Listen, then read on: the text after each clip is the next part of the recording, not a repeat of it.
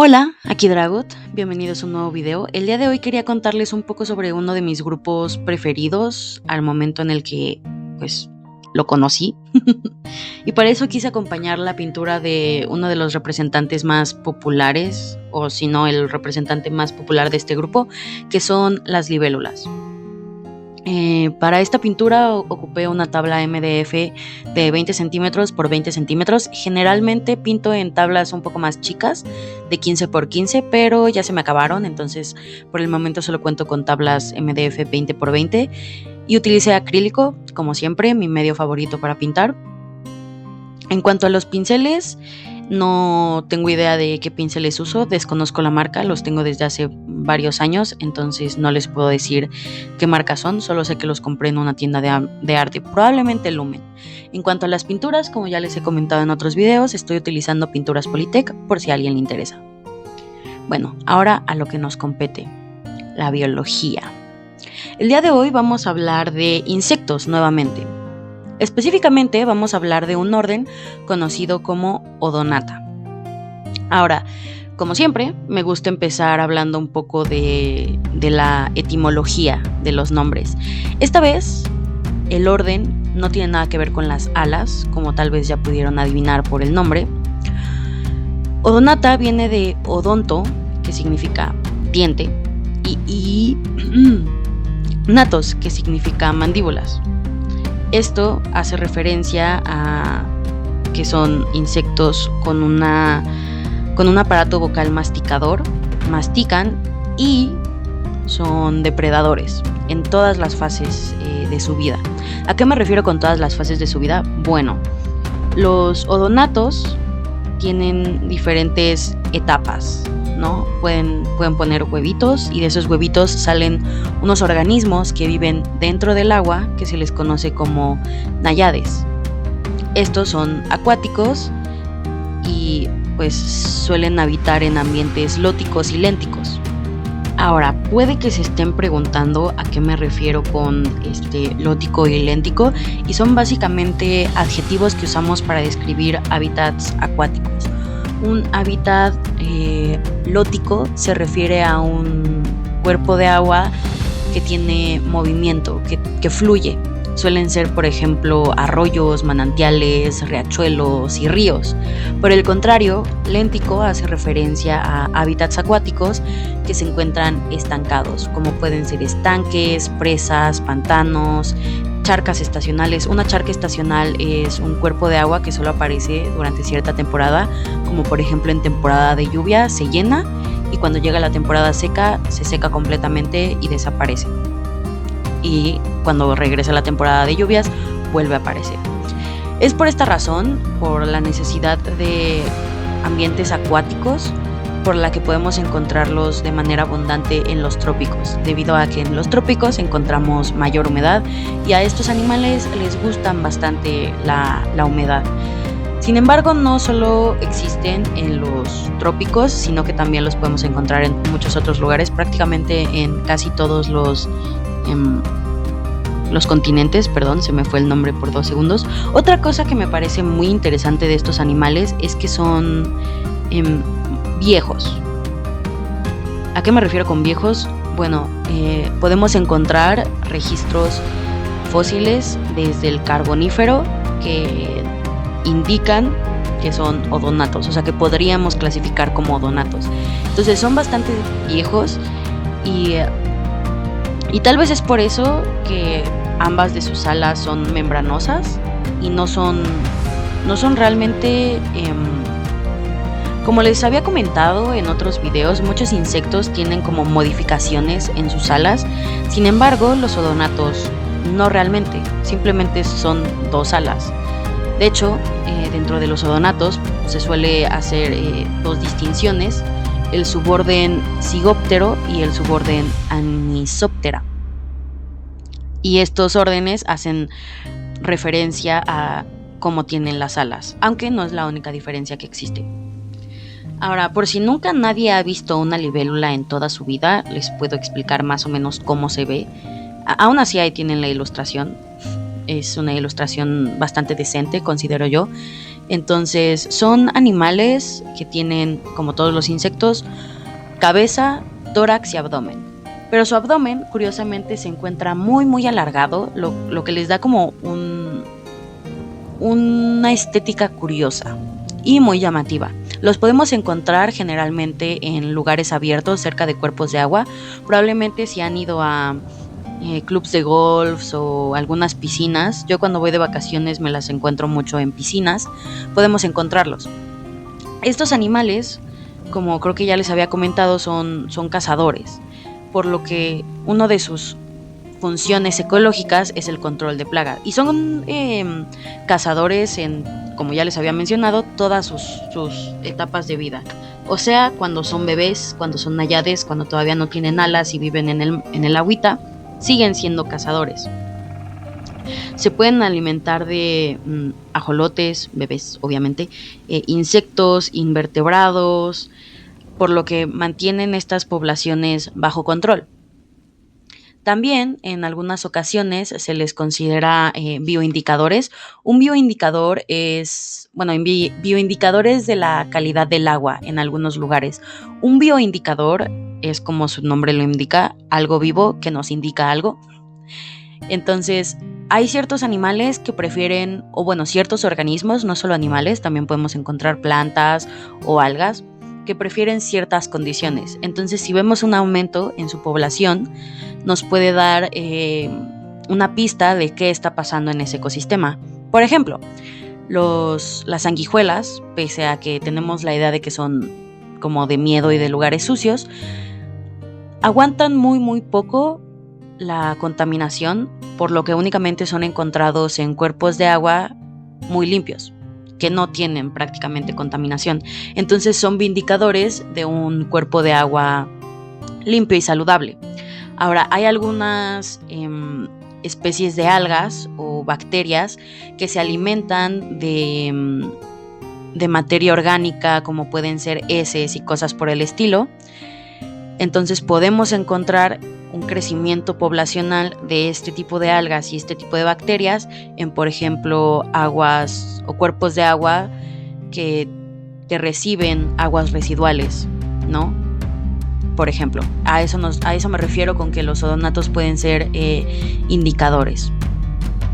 Ahora, otra cosa curiosa, como ya les dije, son las alas. Bueno, no, empecemos de arriba abajo, empecemos por la cabeza. Algo muy curioso de estos animales son sus ojos. Tienen unos ojos gigantescos. Y aquí es donde viene la primera diferencia entre las libélulas y los caballitos de mar. Las libélulas suelen tener dos ojos gigantes, muy juntos. Y los caballitos del diablo también tienen ojos grandes, pero se ven diferente. Se ven como ojos saltones. Y los ojos de las libélulas se ven más juntos, por así decirlo. Entonces, otra cosa que me parece interesante y lo que les iba a comentar antes de hablar de los ojos son las alas. Como ya les mencioné, sus alas son únicamente membranosas, solo tienen 2 pares de alas, pero son rápidas, son muy rápidas. De hecho, fueron mi enemigo principal en mi práctica de campo. Solo pude agarrar un odonato. Fue toda una odisea, porque justamente estos ojos grandes les permiten ver. Entonces huyen bastante de ti. Y ahora, dentro de las alas podemos encontrar 2. Cuando las alas son iguales, tanto en forma como en tamaño, tenemos a los Zygoptera, básicamente los caballitos del diablo. Y cuando las alas se presentan de manera desigual, tenemos al suborden Anisoptera, ¿ok? También por estas características pueden tener sus alas reposadas de diferentes maneras, pero pues eso realmente no es relevante. Otra cosa curiosa, como ya les había comentado, es su pequeño abdomen. Bueno, no es pequeño, pero es delgado y bastante largo. Y en algunas ocasiones, en la parte final, podemos encontrar como que está hinchado. Esto es muy bonito de ver en la naturaleza, pero a la hora de colectarlos es un problema. Es un problema porque cuando colectamos un organismo, pues se seca. A menos que lo conservemos en líquido, se seca. Sin embargo, muchas veces no se mantienen ciertos animales en líquido porque pierden la coloración, porque los estamos metiendo en alcohol, por ejemplo. Y al meterlos en alcohol, pues dañamos ciertos pigmentos o ciertas características que tienen.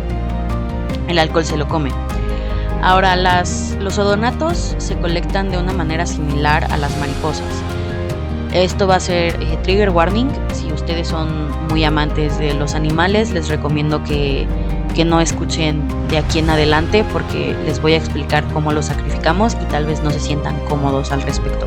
Pero bueno, empecemos. Básicamente, generalmente lo que se hace es lo agarras con una red aérea, lo sostienes en tus manos, bueno, haces como un nudito en la red para que no se salgan, sostienes al organismo en tus manos y le rompes los músculos que le permiten volar.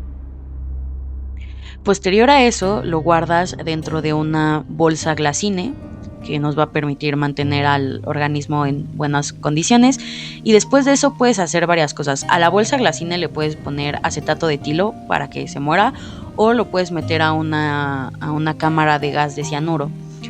O en algunas ocasiones, cuando no llevas una cámara de cianuro por X o Y razón y no llevas acetato de etilo por X o Y razón, también lo puedes meter en alcohol, pero se va a secar bastante rápido y a la hora de montarlo va a ser un despapalle.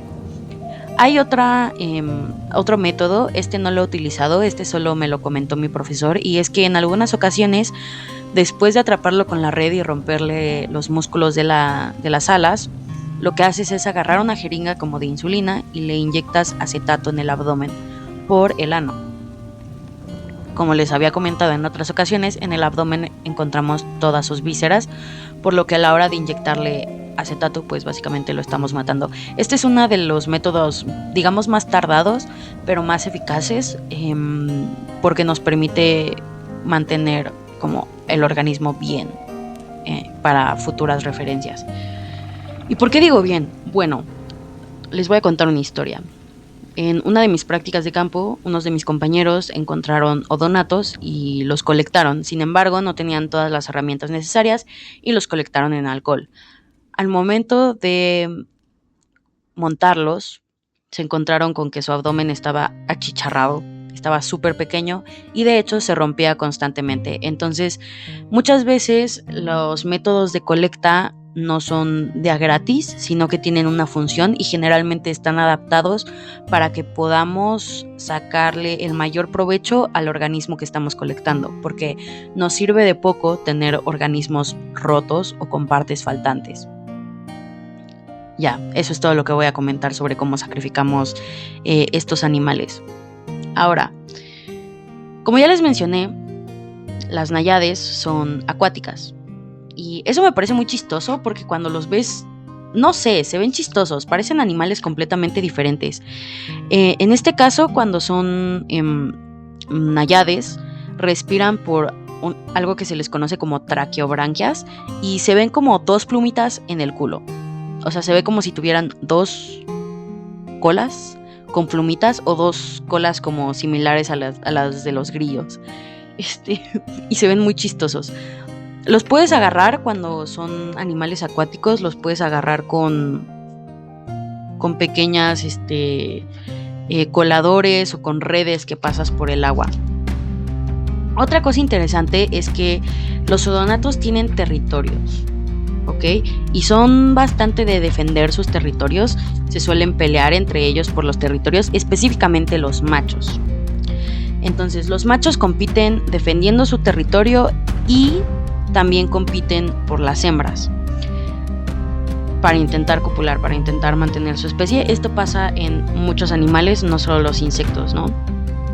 Las hembras se pueden aparear varias veces y pueden guardar el esperma del macho y generalmente utilizan primero el último esperma que recibieron y con ese fecundan todos los ovocélulas que tienen, ¿no? Muchas veces eligen con qué macho aparearse para poder entrar al territorio del macho y poder ovopositar en esos lugares, ¿ok? Es curioso. A mí lo que más me fascina es justamente su aparato vocal, el hecho de que sea como masticador. No tengo fotos, pero básicamente se ven como varias placas. Realmente no muerden, no te pueden morder. Bueno, los que yo agarré no pudieron morderme. Lo intentan, sí lo intentan, pero no lo logran. No tienen la capacidad de mordernos todavía. Fuera de que sean cazadores, en algunas ocasiones pueden causar problemas a los productores de peces, pero son totalmente inofensivos para los humanos. Solo son como molestos para algunas personas, pero también son muy llamativos por sus colores y porque, como les comenté hace tiempo, llevan mucho tiempo en la tierra. Y como llevan mucho tiempo en esta tierra y tienen colores muy bonitos y se ven como diferentes a otros insectos, han sido apreciados por muchas civilizaciones. Los hemos podido encontrar en manuscritos medievales, en azulejos holandeses, en estampillas japonesas, y también han formado parte de canciones y poemas. De hecho, yo prefiero los nombres en inglés de la libélula, porque en inglés se le llama dragonfly, que podríamos decir que es como mosca dragón. No sé por qué le llaman así, pero wow, me encanta el nombre, me parece fascinante. Y creo que también tiene que ver que nos gusten mucho porque las encontramos en cuerpos de agua. Son de zonas como húmedas y las encontramos en el día, son diurnas.